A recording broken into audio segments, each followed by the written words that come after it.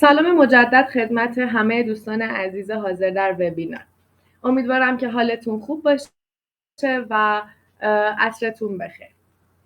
میدونم همه شمایی که توی وبینار شرکت کردید الان یکی از اهداف مهمتون تحصیل توی یکی از رشته‌های مهندسی و یا شاخه‌های پزشکیه.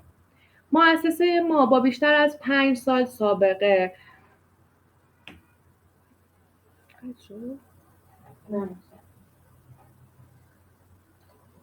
ببخشید یک اختلال ایجاد شد. مؤسسه ما این افتخار رو داره که هر سال تعداد زیادی از متقاضیان این رشته ها رو به اهدافشون برسونه و توی این مسیر کمکشون کنه. قطعاً برای رسیدن به هر موفقیتی نیاز به تلاش و پشتکار داریم که قبولی توی رشته های مورد نظر شما هم از این قاعده مستثنا نیست. ولی ما توی این مسیر سعی می‌کنیم که بهترین خدمات رو به دانش آموزانمون ارائه بدیم و سعی کنیم که برای موفقیت همشون نهایت تلاش خودمون رو بکنیم. خدماتی که مؤسسه ما ارائه میدن شامل خدمات ویزا، خدمات دوره‌های آموزشی، پذیرش و حتی خدمات پس از ورود هم میشه.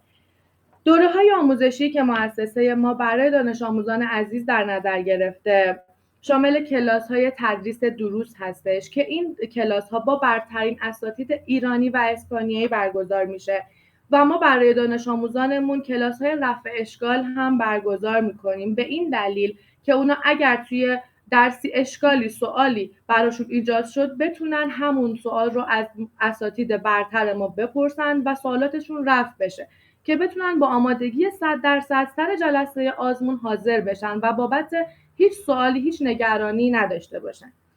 ما توی مؤسسه جزوه‌های لغت به لغت اسپانیایی فارسی رو در اختیار دانش آموزانمون قرار میدیم که بتونن با بهترین آمادگی سر جلسه آزمون حاضر بشن و این امکان رو دارن که اگر لغتی در مبحث اسپانیایی رو نتونستن متوجه بشن همون لغت رو تحت لفظش رو در زبان فارسی بخونن. امیدواریم که هفته‌های آینده بتونیم که یک وبینار مخصوص خدمات مؤسسه ارائه بدیم که از 0 تا 100 مراحل رو براتون توضیح بدیم. دوستای عزیزی که قصد دارید در آینده به اون رویایی که توی ذهنتون ساختید برسید، باید خودتون رو برای شرکت توی آزمون آماده کنید.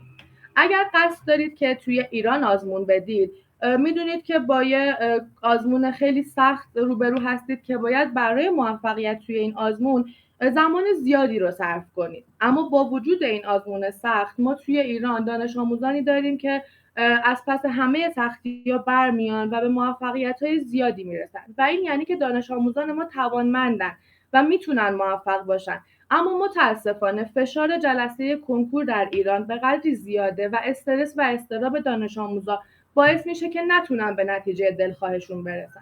الان ما میخوایم به شما این پیشنهاد رو بدیم که اگر توی آزمون ایران شرکت نکردید و یا اینکه شرکت کردید و نتیجه دلخواهتون رو نگرفتید، شما میتونید در آزمون اونت شرکت کنید که این آزمون شرایطش رو و جزئیاتش رو از زبان جناب آقای دکتر رامین نیکخو میشنوید که ایشون مدیر شعبه تهران و از مشاورین برتر کنکور در ایران هستند.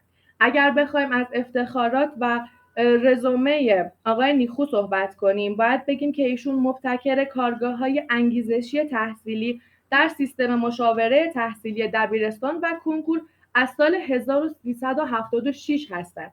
دانش آموزانی که با جناب آقای نیکخو جلو رفتن، طبق مشاوره‌های ایشون و طبق تدریس ایشون جلو رفتن، به موفقیت‌های بی‌نظیری دست پیدا کردن و همشون به اون چیزی که خواستن رسیدن. برای مؤسسه ما همکاری با آقای نیکخو یک افتخار بزرگه و خیلی خوشحالیم که ایشون از جزء مؤسسه ما هستن. آقای نیکخو توی وبینار حاضر هستن؟ بله آقای نیکخو هستن. آقای نیکخو خیلی ممنون میشم اگر تصویرتون رو باز کنید و ما بتونیم باهاتون ارتباط داشته باشیم. سلام و عرض ادب دارم خدمت جناب عالی و همه عزیزانی که توی جلسه حضور دارن. انشالله که حال همتون خوب باشه و سر حال و قبراق و پر انرژی باشید. ممنونم از شما خانم حسینی عزیز. خب من صداتون نداشتم. صدای من دارید الان؟ خانم حسینی، عزیزان دیگه توی کلاس صدای منو دارین؟ توی کامنتاتون لطفا بفرمایید. بله بله. خانم حسینی فکر میکنم صدای من ندارن. خانم حسینی. آقای نیکوگویا فقط من صدای شما رو ندارم. بله بله همینطوره. خب الان هم نداری. خانم حسینی فکر میکنم یه بار باید خارج بشید دوباره وارد بشید. بچهای انفرماتیکمون برای خانم حسینی پیام بذارید لطفاً که یه بار خارج بشن وارد بشن، ان شاءالله این مشکلمون بتونه حل بشه. خب برای اینکه بقیه عزیزان خدمتتون عرض کنم که توی جلسه معطل نمونن، من بحثتون میرم جلو. حالا خانم حسینی هم هر وقت صدای من شنیدن من مجددا سلام علیک میکنم باشه. بله. خب آقای نیکو سلام. سلام. الان دارین صدای منو؟ بله صدای شما رو دارم. خوب هستید؟ خوبه، خواهش میکنم. بزرگوار شما بخیر. ممنونم. متشکرم، خواهش میکنم. سلامت باشید. خواهش میکنم. خب ممنون از توضیحاتتون، لطف کردین. یه سری نکات هستش که برای عزیزان حاضر در جلسه من آماده کردم که به عنوان این جلسه اولی که در خدمتشون هستیم این نکات خدمت این عزیزان ارائه بشه. حالا انشالله در جلسات آینده مباحث تخصصی تری رو در ادامه بحث و خدمتشون خواهیم گفت. خب بچه‌هایی که توی ایران کنکور دادن، خواهش میکنم، بچه‌هایی که توی ایران کنکور دادن، خب حالا یا از طریق فضای مجازی یا از طریق تلویزیون در طی سالهای قبل احتمالاً با بحث‌های من آشنا هستن. اونایی که تازه الان کنکوری هستن میتونن توی آپارات شاید نزدیک به 2-3 هزار تا فیلم‌های تلویزیونی من هست، میتونن ببینن بحث‌های انگیزشی که داشتیم و اینها. توی کنکور ایران خب ما سالهای قبل فعالیت زیادی داشتیم. من الان به طور میانگین سالیانه حدود 30 نفر رتبه زیر 100 کنکور توی کنکور ایران دارم. 4 تا رتبه یک کنکور داشتم، هر سال چند نفر رتبه تک رقمی دارم. و همونطور که مهندس خانم حسینی هم اشاره فرمودن، کنکور ایران یه مقدار کنکور بغرنجی است. علتش هم اینه که شرکت کننده‌هایی که توی کنکور ورود میکنن خیلی قویان، ظرفیت‌ها خیلی کمه، به ویژه برای رشته‌های خوب اون به هر حال هدفی که توی ذهن عزیزان شرکت کننده هست خیلی به سختی به دست میاد و کار مشکله. ولی خب کمافه سابق اون کار رو هم داریم ما برای بچه‌ها انجام میدیم. این مسیر جدیدی که الان ما برای عزیزانمون باز کردیم و من الان خب در طی این 2-3 سال گذشته‌ای که با به هر حال توی آموزشگاه توی مؤسسه داریم توی بحث مهاجرت تحصیلی الان داریم همکاری میکنیم، الان باز شده، خیلی خیلی مسیر فوق‌العاده و منحصر به فردیه و من شروع این قضیه با دختر خودم بوده. یعنی من اول دختر خودم رو فرستادم مادرید، با اینکه توی ایران خب فرزانگان یک میخوند، تیزهوشان شماره 1 ایران درس میخوندش، میتونست همینجا بخونه، ولی چون اون طرف قطعاً ویو و آینده خیلی قوی تری وجود داره، خب ما این کارو کردیم و الان هم راضیم. یعنی الان توی مادرید داره میخونه و کاملا هم رضایت داریم. یعنی میخوام بهتون بگم اینو من از خودم شروع کردم، قضیه سلامت باشید. و عزیزان دلمون، بچهای دانش آموزی که الان توی این جلسه هستن یا اولیایی که فرزندانشون به هر حال میخوان تحصیل بکنن، این عزیزان با داشتن یه سری از اطلاعات میتونن تصمیم‌های درستری بگیرن. یعنی اولیای عزیزمون در ارتباط با آینده بچه‌هاشون که فردا پس فردا اینا اگر تو ایران حتی درس بخونن چه آینده شغلی در انتظارشون خواهد بود با این شرایطی که وجود داره که الان مشخص اصلا اوضاع چه قراره، قطعا میتونن تصمیم بهتری بگیرن. و عزیزانی هم که الان خودشون دانش آموزن یا دانشجوان توی گروهمون هستن، این عزیزان هم باز به همین ترتیب اینها اگر یه مقدار قوی‌تر و بهتر فکر بکنن حتما تصمیمای خیلی صحیح و فوق‌العاده‌تری رو میتونن حتما داشته باشن. من یه سری اطلاعات به دانش آموزان عزیزمون بدم که ما چیکار داریم میکنیم براتون. و چگونه شما ادامه تحصیل خواهید داد. ببینید الان کنکور اون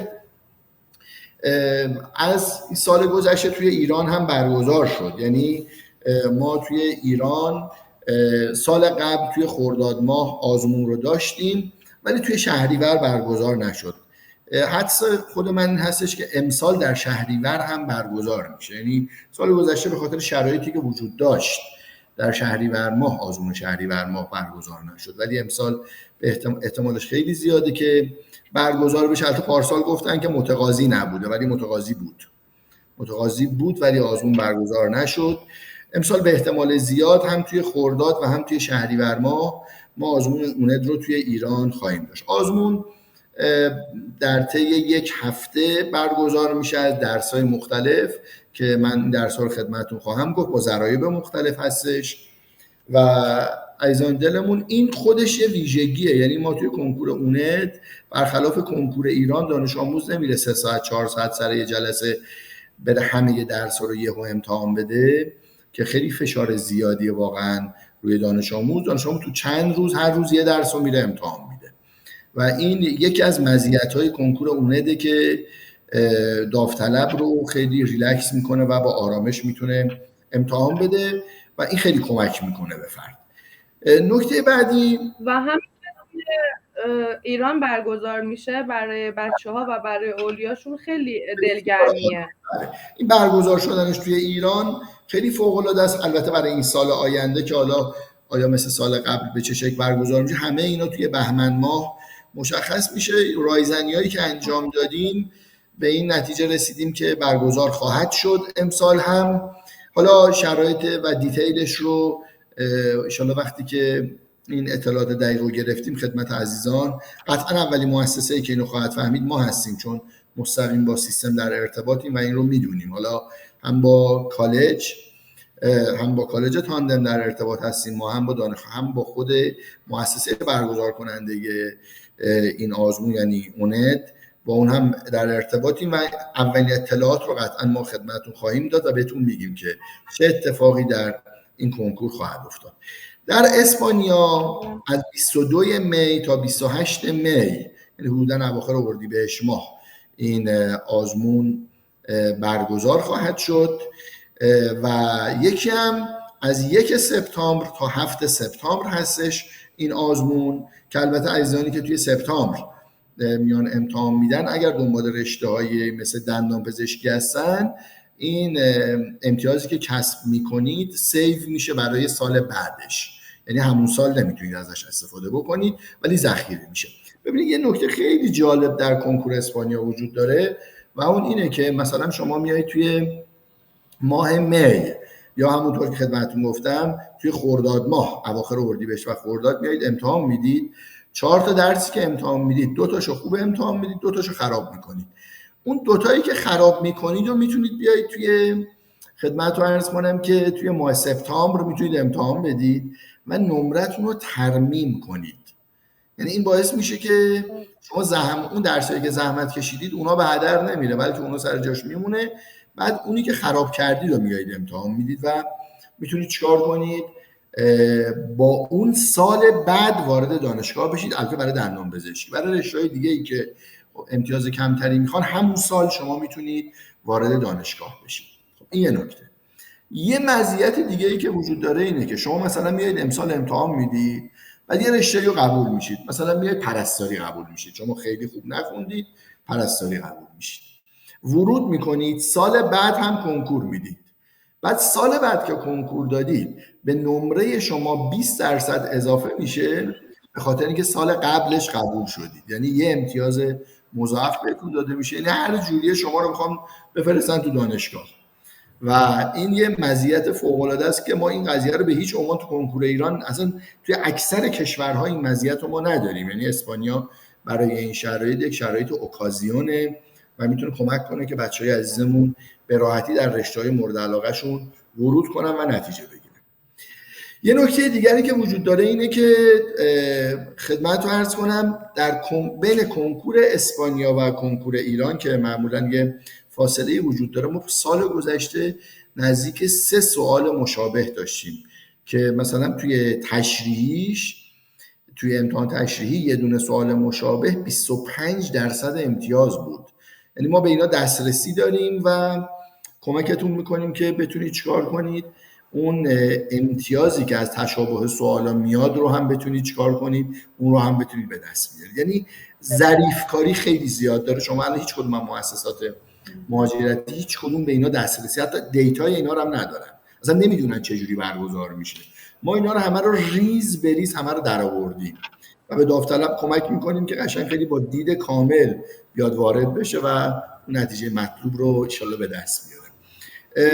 در کل حالا الان همین جزواتی که در کلاسایی که در اختیارتون گذاشتیم، جزواتی که در اختیارتون گذاشتیم، گاهی اوقات بچه‌ها میگن که بعضی از اینا اینقدر ساده است که مگه اینجوری میاد. بهتون میگیم دقیقاً همینجوری میاد. یعنی شما اگر همین هایی که ما بهتون میدیم رو مسلط بشید، قطعاً جزء نفرات برگزیده خواهید شد و نتایجی که کسب میکنید نتایج بسیار عالی و شگفت انگیزی خواهد.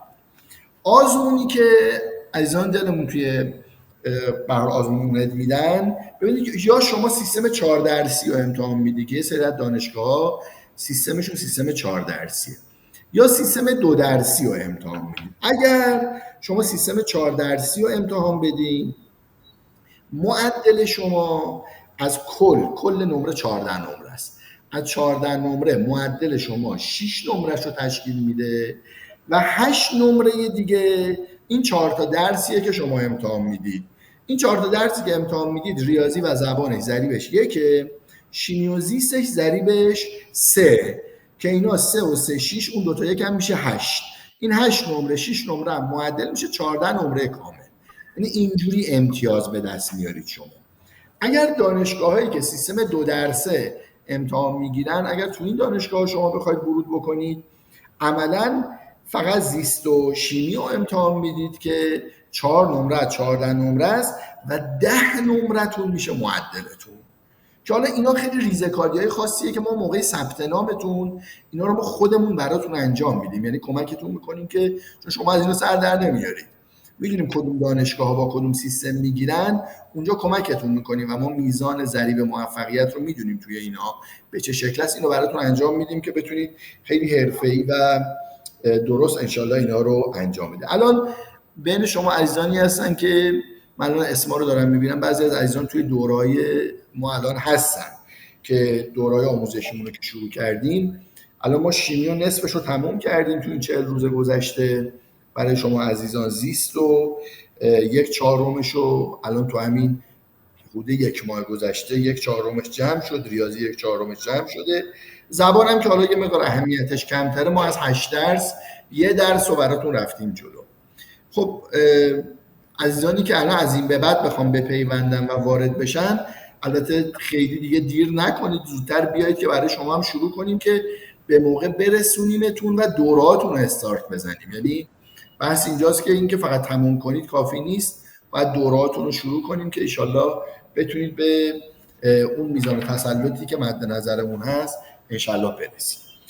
خب این هم یه نکته. در مورد بچهای رشته ریاضی که من الان دارم میبینم بعضیاشون الان توی گروه حضور دارن، بچهای ریاضی اغلب میتونید بدون اینکه امتیاز خاصی به دست بیارید، فقط تو آزمون برید حضور پیدا کنید، فقط همین میتونید قبول بشید.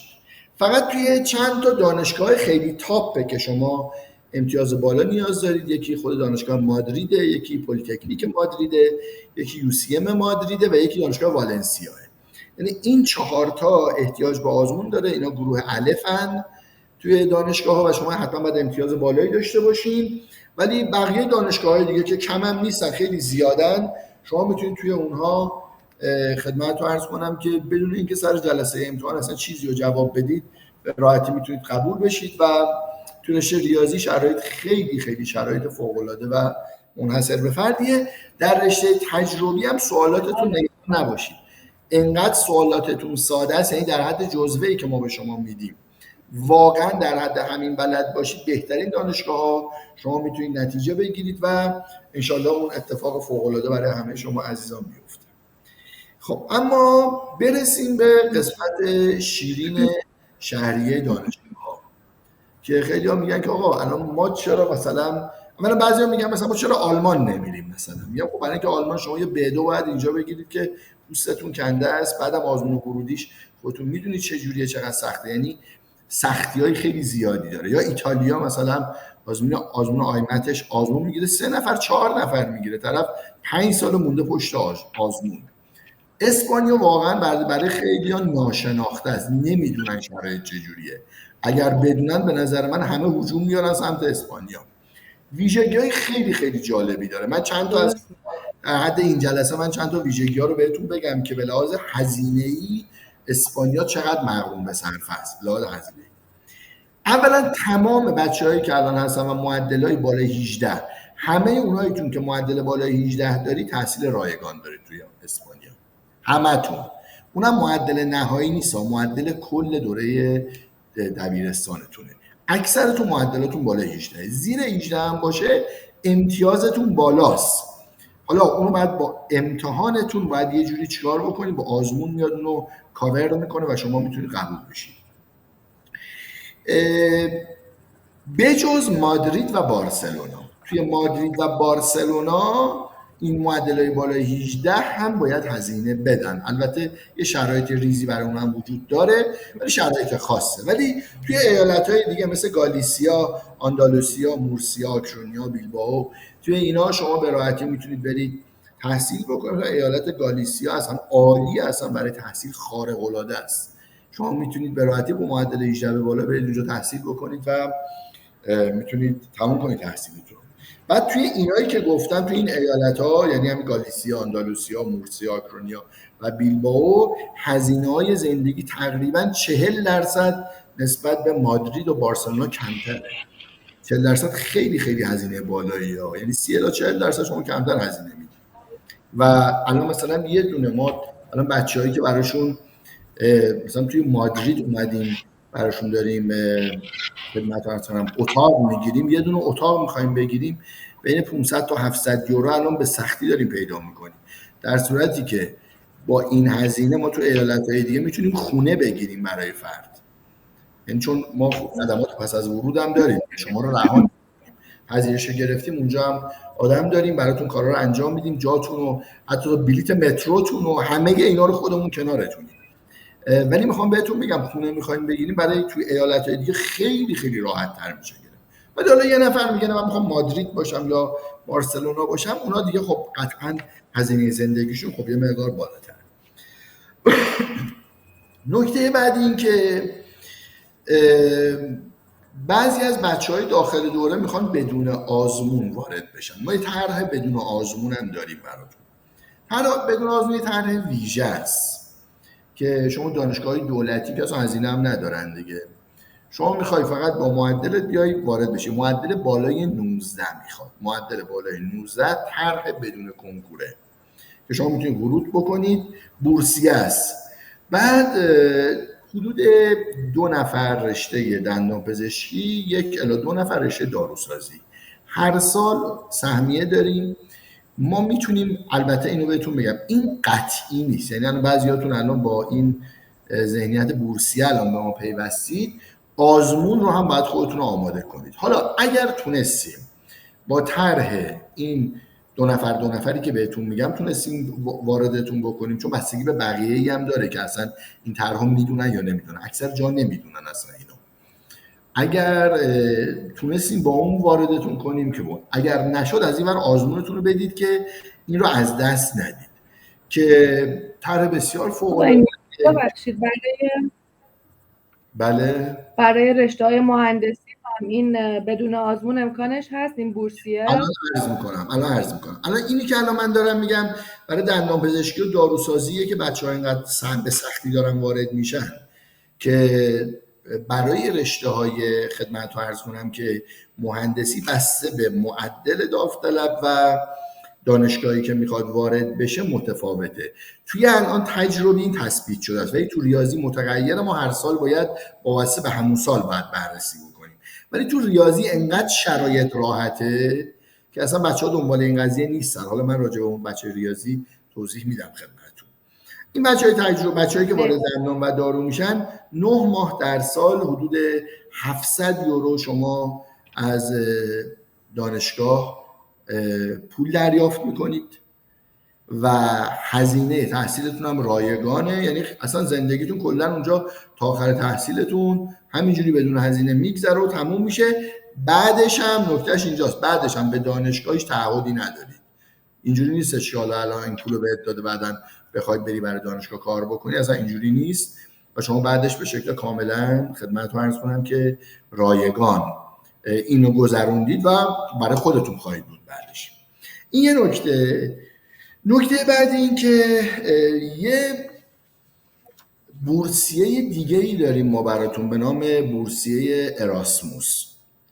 بورسیه اراسموس یه بورسیه بین‌المللیه که یه شرط داره. شما 1 سال باید برید خدمتتون عرض کنم که توی اسپانیا اول 1 سال باید درس بخونید، بعد ما برای بورسیه اراسموس براتون درخواست میدیم. اگر توی بورسیه اراسموس شما پذیرفته بشید، ببینید چه اتفاقایی میفته.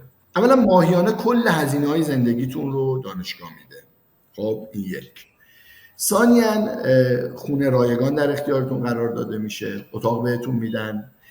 ماهی حدود $1000 اگر توی انگلیس باشید 1000 پوند بهتون در ماه داده میشه. این که میگم تو انگلیس باشید علت داره، چون شما هر سال توی کشور میری درس میخونی. مثلا 1 سال اسپانیا میخونی، 1 سال میری فرانسه میخونی، 1 سال میری انگلیس میخونی.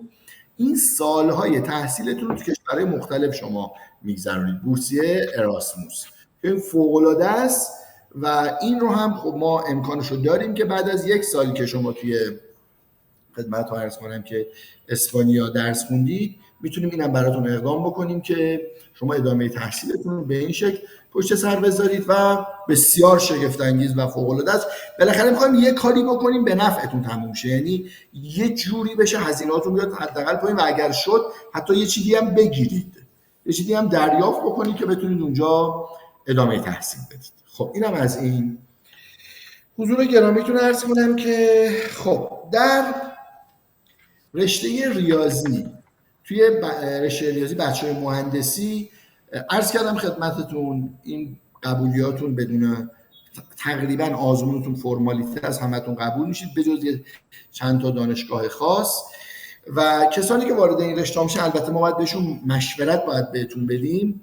هر رشته اونجا خوب نیست، شرایط مثلا اروپا شرایطش با ایران متفاوت. الان یه نفر تو ایران مثلا بخواد وارد دانشگاه بشه، من یه رشته‌ای رو بهش توصیه میکنم انتخاب کنه. اگر بخواد بره توی اروپا بخونه یه مدل اصلا فضا متفاوته. شما باید اصلا یه چیز دیگه باید بری اونجا بخونی، به خاطر اینکه 10 سال دیگه 15 سال دیگه آینده جهان و بازار کار جهان در کشورهای پیشرفته کاملا متفاوته. بعد یه جورایی برای البته خیلی از کسایی که میرن اسپانیا برای همین میرن که تو اسپانیا بمونن، ولی حتی اونایی که دنبال اینن که برن آمریکا، برن کانادا، جای دیگه مثلا میخوان برن، از اسپانیا به عنوان سکوی پرش استفاده میکنن. یعنی اینا میرن اسپانیا یه مقطع تحصیلی رو میکنن، ادامه تحصیل مثلا میره کانادا، میره خدمت آمریکا، یا برای کار میرن اونجا. ها الان خیلی‌ها رو داریم از بچه‌ای که اینجا درس خوندن برای کار بلند شدن رفتن آمریکا دارن کار میکنن یا ادامه تحصیل میدن. اسپانیا برای این قضیه عالیه چون رنکینگ دانشگاهش فوق العاده است.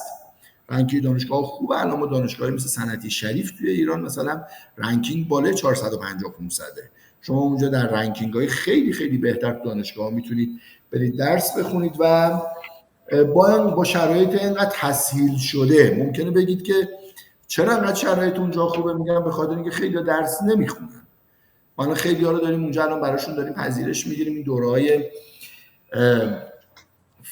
پروفشنال فرماسیون، اصلا دوره‌های کارآموزی داریم براشون پذیرش میگیریم. یه کالج هم حالا ثبت نام میکنیم یا نمیکنیم، میرن اونجا یه سال دوره میبینن وای میسن کار میکنن اونجا. اصلا خود اروپایی‌ها خیلی اهل سختی کشیدن‌های زیاد نیستن، ولی شماهایی که دنبال اینید که واقعا زحمت بکشید و قله‌های موفقیت و اینا رو برید فتح کنید، برای شما شرایط بسیار عالی و خوبیه و انشالله میتونید به موفقیت‌های بسیار عالی انشالله دست پیدا کنید.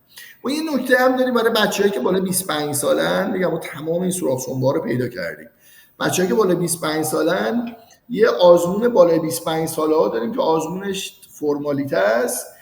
2 تا درس فقط زیست و شیمی رو که الان تو گروهمون هستم، من اسمشون دارم میبینم، 2 تا درس زیست و شیمی و فرمالیته میرید امتحان میدید، قبولید، این رشته دکترا قبول میشید. اینم خیلی فوق العاده است. حالا اونایی که سنشون کمتره الان شاید یه ذره حسرت میخورن، ولی خب بالاخره این مال 25 سال به بالا هاست. همه جای دنیا برای اونایی که سنشون کمه مزیت قائل شدن، تو اسپانیا برای اونایی که سنشون بالاست این مزیت رو قائل شدن و خیلی خیلی شرایط اوکازیون و فوق العاده به راحتی هم قبول میشید.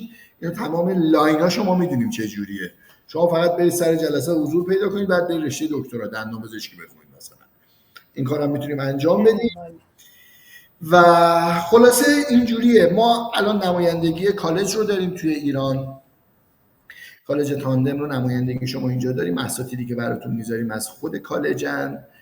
من لایو بعدی که خدمتتون عرض کنم در خدمتتون هستیم، من فکر میکنم که مسئول این کالج تاندم فکر کنم خواهد من با ساکی. ساکی جان من بهتون دسترسی میدم، شما اگر میشه این رو یه تاییدیه بدید که این قول به ما بدید که ما کلاس بعدیمون با حضور نماینده تاندم اسپانیا توی کلاسمون باشه. من خدمتتون دسترسی دادم، شما الان اگر به ساکی بله اگه بپذیرید الان میتونید صحبت کنید. سلام ارادت، وقتتون بخیر، خوب هستید؟ خانم حسین خوب هستید؟ شما سلامت بچه عزیز، وقت همگی بخیر باشه. خب بله، خدمت شما عرض کنم که انشالله ما روند وبینارامون از امروز شروع شده، هر هفته دوشنبه به امید خدا در خدمتتون هستیم. امروز جلسه اولش بود، هفته آینده خانم لوبانته مدیر کالج تاندم میان توی وبینار ما شرکت میکنن. بیشتر موضوعمون در خصوص آزمون زبان اسپانیایی، یادگیری زبان اسپانیایی و کالج های زبان اسپانیایی مثل تاندم هست که حالا تاپشون واقعا تاندمه در اسپانیا. خب خدا رو شکر ما تونستیم بحث آنلاین یادگیری زبان اسپانیایی رو هم راه اندازی بکنیم زیر نظر اساتید خود کالج. اساتید خیلی عالی هستن که انشالله بچهای ایرانی بتونن، اونهایی که حالا میخوان در ایران آزمون بدن بتونن استفاده بکنن همون کیفیتی که در اسپانیا برگزار میشه. اگر سوالی هست من پاسخ. خواهش می‌کنم آیساکی. یه نکته رو من الان خدمتتون عرض کنم. بعضی وقت من که بچه‌هایی که باهاشون صحبت می‌کردم میگفتش که این همه امکانات و اطلاعاتی که شما دارید تقریبا یه چیز 10% این رو هم جای دیگه ندارن. این اطلاعات چقدر موثقه و اینکه واقعا چرا اینقدر شما دقیق رو همه چی دارید کار میکنید. من میخوام یه طیب خاطری شما به بچه‌ها بدید که واقعا الان این اطلاعاتی که داریم بهشون میدیم اینا بروز واقعا و کاملا داریم لحظه‌ای رصد میکنیم، مانیتور میکنیم تمام شرایط رو و هر چیزی که به نفع بچه‌ها باشه انشالله توی آموزشایی که بهشون میدیم و مسیری که براشون طراحی میکنیم انشالله لحاظ خواهد شد. بله استاد، همونجوری که شما میدونید ما تقریبا از سال 2017 اساس کارمون رو گذاشتیم روی بحث علوم پزشکی، حالا به صورت تخصصی اسپانیا رو شروع کردیم. حالا در اسپانیا خدا رو شکر با توجه به لینک های خیلی قوی داریم که به جرئت میگم این لینک ها رو تقریبا هیچ مؤسسه‌ای در ایران نداره. ما تمام اون چیزهایی که بچه ها نیاز دارن از کنکور اسپانیا بدونن، از شرایط ورود به دانشگاه ها بدونن. خب ما الان نمایندگی چند تا از دانشگاه های خیلی عالی در اسپانیا رو داریم، مثل دانشگاه اروپا، دانشگاه اوکم، دانشگاه کاستیو د لامانچا که جزو دانشگاه دولتی هم مورد تایید وزارت علومه هم مورد تایید وزارت بهداشت. خب بنابراین ما با طیف گسترده‌ای از در واقع مراکز تحصیلی اسپانیا ارتباط نزدیکی داریم و کوچکترین تغییر یا اطلاع جدیدی بیاد ما بلافاصله با خبر میشیم. همچنین مدیر برگزاری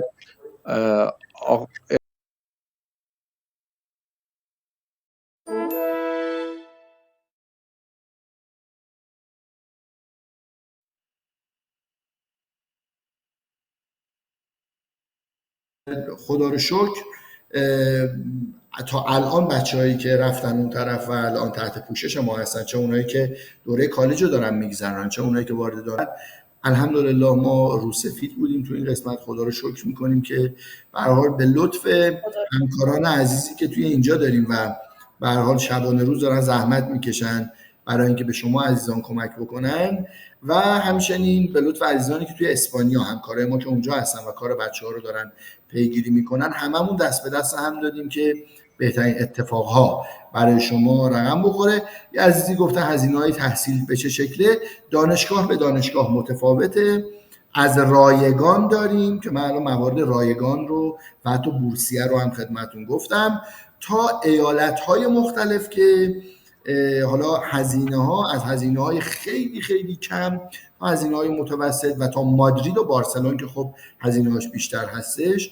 اینها به شکل مفصل توی مشاوره‌های انفرادی شما عزیزانی که مشاوره انفرادی رو دریافت نکردن میتونن درخواست بدن، اینا رو خدمتتون ما ارائه بدیم و ذهنتون کاملا تبیین بشه، بدونید که به چه شکل قرار هستش که انشالله ادامه بدید. و فقط بچه‌ای که شروع نکردن من خواهش میکنم زودتر شروع کنید. یعنی اگر میخواید به ورودی‌های سال سپتامبر سال بعد به پیوندید، دیگه الان وقتشه که شروع کنیم. البته ما تمام منابع رو در اختیارتون میذاریم. نکته‌ای که خانم حسینی عزیز در ابتدای بحث بهش اشاره فرمودن که ما اون معنی تک تک لغاتی که توی جزوات شما نیاز دارید رو داریم براتون. بعضی‌ها شاید متوجه نشده باشید این یعنی چی. این یعنی این که جزوات اسپانیایی که واقعا شما نمیدونید اینا رو اصلا باید چی کار بکنید، اینها رو کاملا سهل الوصول کردیم و شما معنی تمام این جزوات واژه به واژه اینا رو همه رو دارید، میتونید بیس علمیتون رو قوی کنید، از این ورم زبان اسپانیاییتون رو کمک کنیم قوی کنید. یعنی اینا رو با هم تموم میکنید. یعنی شما برای کنکور که آماده میشید، آماده که شدید، از این ورم زبان اسپانیاییتون کامل شده و شما وارد دانشگاه که میشید دیگه این مشکلات رو ندارید و به خوبی میتونید مسیر رو ادامه بدید. خب من اون نکاتی که در نظر گرفته بودم خواهش میکنم. خب اگه فرمایشی وجود داره بزرگوارید، من در خدمتون هستم. خانم حسینی اگر نکته‌ای هست بفرمایید، در غیر این صورت من این جلسه رو خداحافظی کنیم تا جلسات بعدی که توضیحات باز هم خدمت عزیزان ارائه بشه. خیلی ممنونم ازتون آقای نیکخو که برای ما وقت گذاشتید و توضیحات کامل رو ارائه کردید. انشاءالله در وبینارهای آینده حتما مباحث رو بیشتر توضیح میدیم و بیشتر با دانش آموزا و خانواده‌هاشون صحبت میکنیم. انشاءالله. عزیزانی هم که سوال دارن با حالا همتون مسیر ارتباطی داریم، سوالاتتون رو بعداً بپرسید، جداگانه بهتون انفرادی پاسخ داده خواهد شد و در خدمت شما عزیزان هستیم. برای همتون آرزوی موفقیت میکنم. از شما عزیزان و خانم حسینی خداحافظی میکنم. شبتون بخیر. خیلی ممنونم. روز خوبی داشته باشید. خدا نگهدار. خداحافظ. خیلی ممنونم از دوستانی که همراهی کردن این وبینار رو و همراه ما بودید. اگر سوال اختصاصی دارید همونطوری که آقای نیکخو پرسیدن راههای ارتباطی ما رو دارید و همکارم در قسمت پیام ها راههای ارتباطی بیشتر رو برای شما می نویسه که اگر سوالی داشتید اونجا از ما بپرسید و یا برای مشاوره های اختصاصی با همون هماهنگ کنید. امیدوارم که همتون موفق باشید و شب خوبی رو براتون آرزو میکنم. خدا نگهدار.